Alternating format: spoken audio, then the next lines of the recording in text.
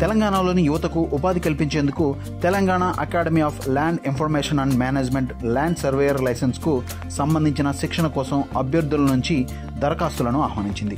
ఈ మేరకు survey training academy Gachibowli Hyderabad notification విడుదల చేసింది.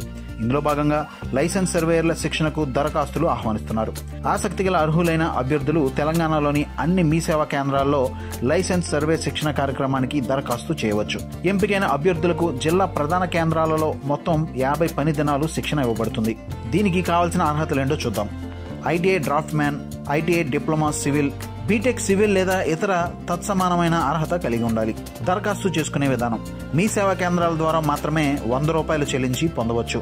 దరఖాస్తుల సమర్పణకు చివరి తేదీ 17/5/2025. ఇక శిక్షణకు సంబంధించిన ఫీజు ఓసీ అభ్యర్థులకు ₹10,000, బీసీ అభ్యర్థులకు ₹5,000, ఎస్సీ ఎస్టీ అభ్యర్థులకు ₹2,500గా ఉంది. ఇక ఇది ఎలా ఉంటే తెలంగాణ రాష్ట్రంలో భూ లావాదేవీలను పారదర్శకంగా నిర్వహించడానికి గ్రామ స్థాయి నుంచి లైసెన్స్ సర్వేయర్లను పెద్ద ఎత్తున నియమిస్తామని ఇప్పటికే రాష్ట్ర రెవెన్యూ మంత్రి పొంగులేటి శ్రీనివాసరెడ్డి తెలిపారు. కాగా కర్ణాటకలో ఈ లైసెన్స్ సర్వేయర్ విధానం సక్సెస్ అయింది.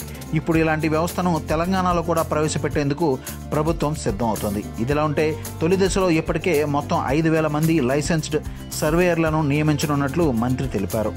అర్హులకు 50 రోజుల పాటు శిక్షణ అందిస్తున్నామని ఆయన పేర్కొన్నారు. అయితే లైసెన్స్ సర్వేయర్ల ద్వారా భూముల లావాదేవీల విషయంలో పారదర్శకత పెరిగే అవకాశం ఉంది. దీంతోపాటు త్వరలోనే రాష్ట్రమంతటా భూభారతి చట్టం అమల్లోకి రానుంది.